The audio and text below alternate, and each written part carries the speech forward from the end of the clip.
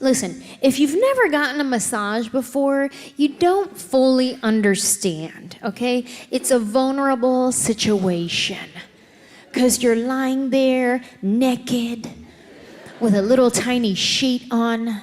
There's a stranger touching you. Anytime you're naked with a stranger, that's awkward. Unless you're that creepy guy at the gym. He's okay with it. I mean, we have them in the girls' locker rooms too, but ours are less creepy and more like senior citizen Asian ladies that clearly have different cultural boundaries, just sitting on the bench, butt naked, clipping her toenails.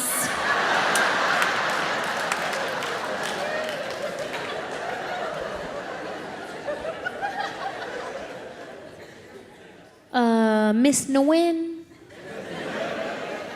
You want to cover it up? I don't want to see your junk. Then you close your eye.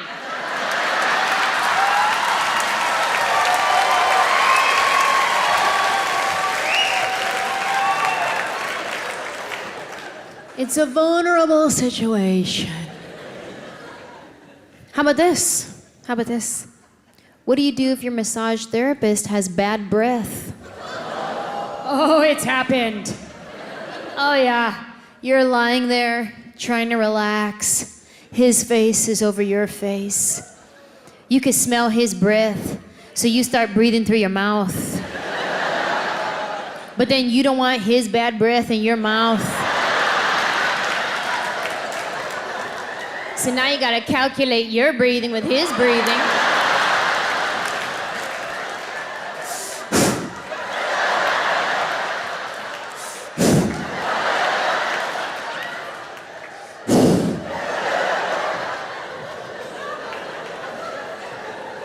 That's not relaxing at all.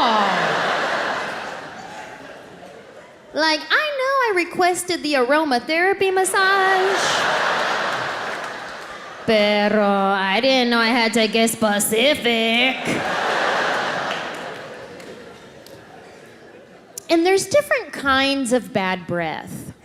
There's different kinds. Like, you can tell when somebody just got off their lunch break. Right? You're like, oh man, he had onions, that sucks. Right? But at least it's identifiable. Like coffee breath, that is identifiable. I can respect coffee breath, because that's a working man's breath. But then there's the kind of bad breath where they are dying on the inside.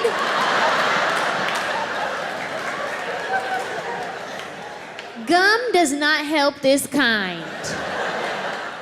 Because if they put gum in the mouth, the breath just gonna come out the nose. It will find you.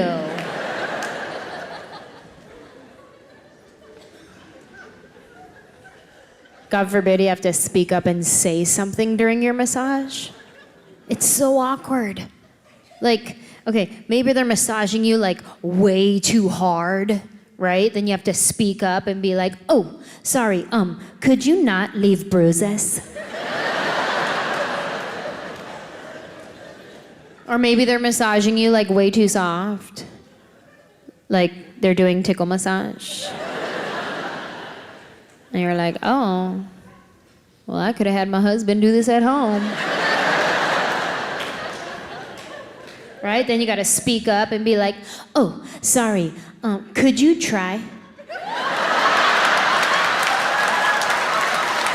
The doctor comes in. You're always happy and relieved the doctor comes in. Foreign doctor, always thrilled, because I know they studied.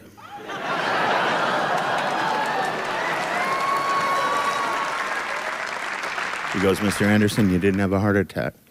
Oh, so good. Could you slide those cigarettes down here?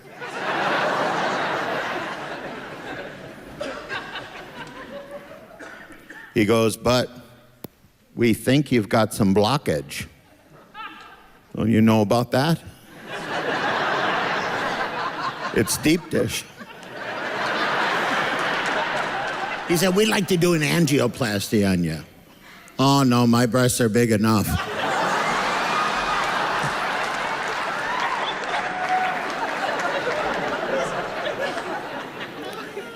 I mean, when I heard angioplasty, I'll be honest with you, I went, didn't I have that at Olive Garden once? Can I get the endless angioplasty, please?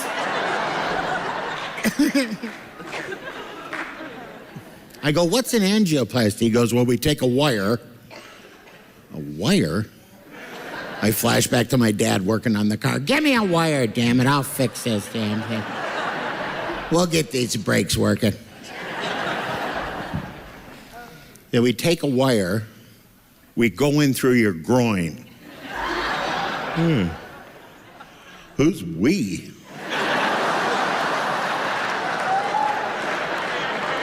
It's not that Congressman Wiener, is it?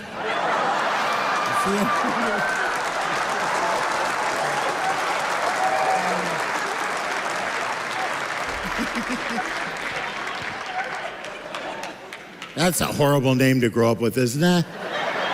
Huh? You're punched every day at school with that name. Wiener, get over here! So I agreed to do it because, you know, they dope you up in the hospital. You agree to stuff, you know? Isn't it true? You ready to go? I'm ready to go! I'm president!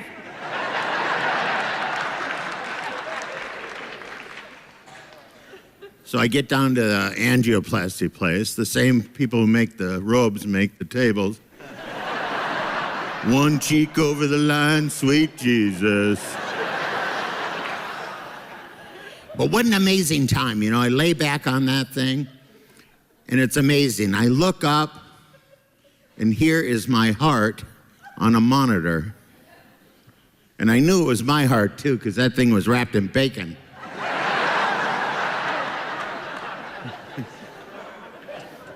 The doctor comes in, he goes, you see your heart?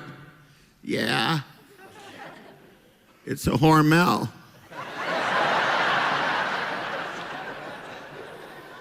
He goes, do you know which arteries are blocked? You don't know?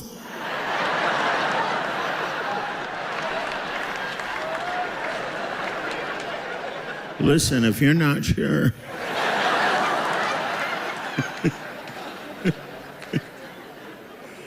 So he heads towards my groin, and you hardly ever say that, do you? So he heads towards my groin. Sounds like the beginning of 48 hours. He heads towards my groin. He was feeding the wire in my artery. That or a puppet show was going on. You shut up. Now you shut up. And the wire, you know, it's got to go up the I-90 and then over this 15. And you get excited when the wire shows up. You're in! And he's going to put that wire. Now they do it, I think, even more amazingly. But the wire goes in, bam, the artery is opened up. He tried it like 30 times. I finally said to him, Doc, what's going on? He goes, I'm going to get a colleague. I don't care if you get a shepherd. I hear labs are nice dogs. So he gets me the head of angioplasty. He's coming in. Why didn't I have him to begin with? He fixed my heart right up. And right now, my heart's 100%. I'm really lucky. I'm really, like, that's the amazing part, that they can take a guy like me and make my heart 100%. You know, well, that's very nice of you. Thank you. Thank you. I bought it, and all I have is this tube of nut cream. That's all I had. And I'm trying to make my way through this airport terminal to the cashier, and that's all I have. And people are stopping me and recognizing me and go, Howie Mandel. And I go, yes, we love America's Got Talent. I go, thank you. And I could see that they're looking. You know that if you go to a drugstore, you look to see what somebody's carrying. And it's nut, and I don't want to say it's not my nuts, it's my feet. I've talked to an optometrist about this. I didn't say that. And I didn't want to hide it, so it looks like I have two problems. He's got up nuts and he's a shoplifter. I didn't want to say that. So this is the thought process. I don't think things through. This is my problem. I figure I can't just have one thing. I better camouflage it. I'll buy something else. What did I buy? A little bag of Doritos. What kind of an idiot am I? I've got a bag of Doritos and nut cream. Does that seem like a fun time at Howie's house? Would you come over? Let's go over to Howie's house. So then I get to the cashier. I finally get to the cashier. So a female, another female. It was a female that told me aisle 6. It's a female on the itchy nut hotline. And it's a female, listen, I don't want to, I'm going to stop for a second. I love you, ladies. I love you. I respect you. I adore you. At this time in my life, the female of our I just have a little version. I'll tell you, okay, I've been married for 40 years. I have been married, you know, thank you, thank you. And people say, Howie, to the same woman? Can I be honest with you? The girl I married was 23 and wild and fun-loving. This is not the same woman. Anyway, she has the same name. But I'm gonna say, I wish I had a real doctor here, not just an optometrist, but she went through a change. Like there's a physiological, as women get older, I see there's younger people here, but as women get older, I don't know how to put it into layman. She has become a anyway. But it's a real medical thing. We took her to a doctor, and the doctor said she needed hormone replacement. They gave her an estrogen patch. Not like not like a pirate. A patch. She wore it on her body, and her body absorbs the estrogen, and this makes her all soft and feminine again. But listen to what happened. She wears it to bed. She wears it to bed, and we did not know that it came off in the bed. And we did not know that I rolled onto it.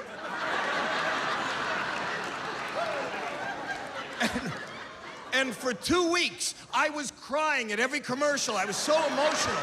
And she was such a and I'm going, I'm a delicate flower. Why are you yelling at me? But then we got the patch off of me and onto her, and it's all fixed. But at this moment, I can't be around the female and the estrogen vessels that you are. So I just wanted to get out of the store. So I gave the cashier, I gave her a $20 bill. She says, do you have a quarter? It'll be easier for me to make change. I say, yes. And this is the problem. I don't realize what things look like from the outside. You have to understand that people are gathering around the cashier, and they're looking at me, and they're looking at my Doritos, and they're looking at my nut cream. And they do not know that I am looking for a quarter. They don't know that.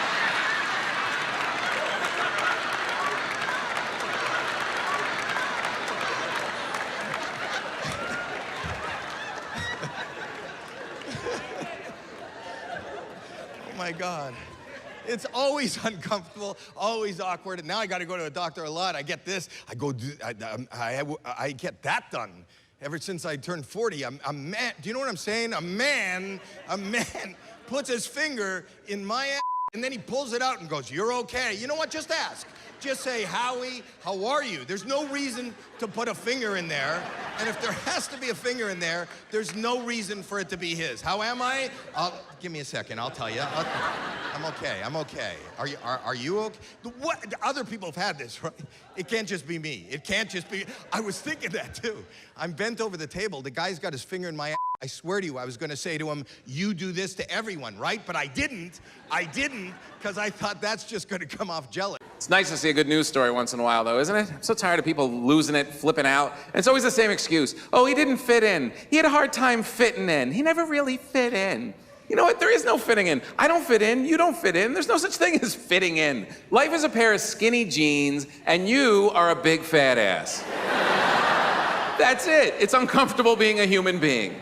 No one likes you. No one wants to be friends with you after the age of 10. That's what it is to be a human being. No one likes you. You don't like them. That's how we live, right? You ever walk into a restaurant and everyone's already sat? You feel everyone's hate on you immediately. Oh, geez, why is everyone looking at me? I guess I shouldn't have worn this shirt. Am I walking funny? I better sit down and blend in. This is kind of weird. Don't worry about it. You're uncomfortable everywhere you go. So am I. That's the way it goes. That's just the way it is. That's why alcohol is such a popular product. It's true. It really works, right? Even coming out tonight, we're gonna be around other people? Okay, we're getting a drink first, right?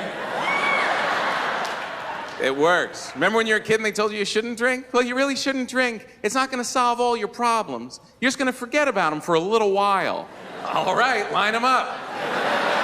Sounds good to me. It's better than thinking about this all the time.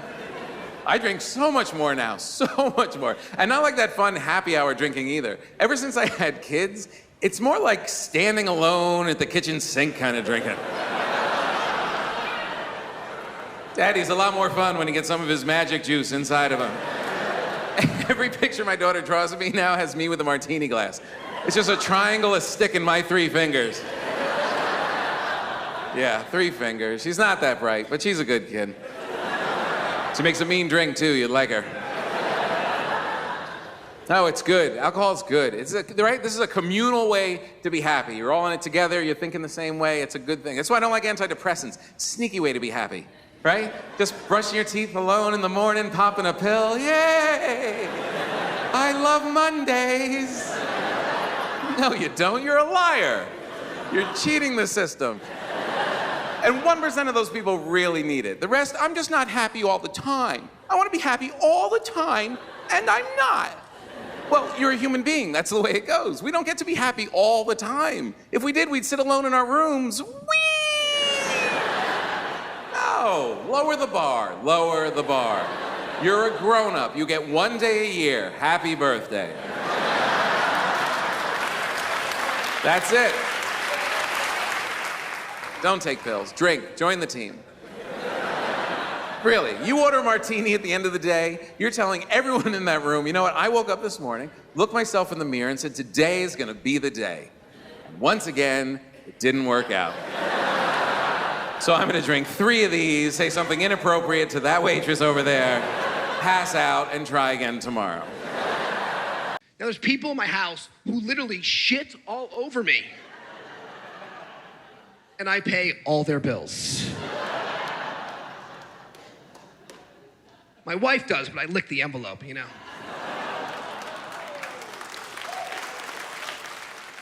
So I try to escape this, you know, this hectic life, and try to relax with a massage. And that went awry. I got accused of masturbating at Massage Envy. You guys know me, I wouldn't masturbate at Massage Envy. I masturbate to acres of land like a true 35-year-old. It was scary because I was getting my massage like I do, and then I flip over, I was like, awesome, the chest part. And then I got an itch because I'm an itchy guy. All I did was go like this, just that, just that. Next thing I know, the door slams open, the masseuse starts screaming, hands up, stand up, hands up, stand up, hands up, stand up, hands up, stand up. I don't know what the is going on. I jump up scared, like, what's happening? I'm very scared right now, someone save me. Then she's like, sorry, I thought you were being inappropriate. You could lay back down. It's like, did this think I was masturbating at Massage Envy at 11 a.m. on a Thursday? So I had to say something. So I was like, excuse me, ma'am. Just so you know, I was definitely not masturbating. Then I realized it's only something someone says who was 100% masturbating. But I've never been masturbated at, but if I was, I would not scream, hands up, stand up. I would just like swat left and run east. That's what I would do. And also, what man could masturbate with just like one helicopter? Who was in there before me? Chris Angel? What kind of magician could pull this off? But I was very upset, so I stormed to the front. I said, I need to talk to someone important who works at Massage Envy. They said, no one important works at Massage Envy. I was like, well, I was accused of masturbating. I was not. I want to talk to someone. They said, no, we heard, please leave. They're like, if you want, you can contact headquarters. So I did, because I have time. I wrote Massage Envy an email that I brought with me tonight. Would you guys like to hear this email?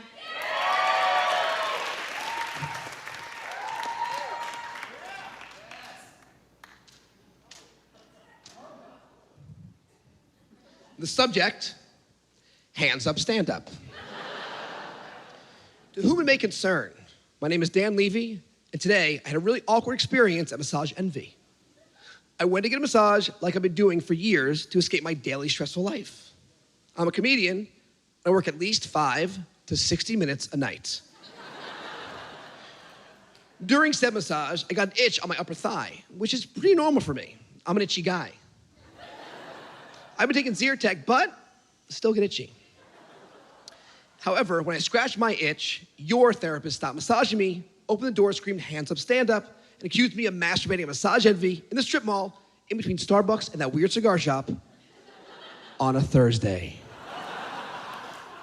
Now, instead of blowing this out of proportion, being embarrassed about the situation, terminating my membership, and never coming back to your establishment again, I would appreciate you talking to your staff about this policy so something like this never happens again. Thanks for your time, Dan Levy.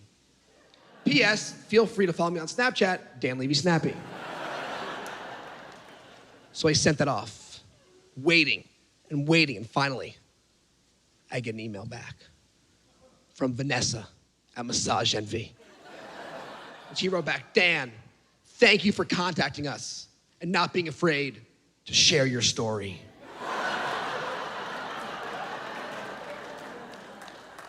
We at Massage Envy are very sorry that this occurred during your massage.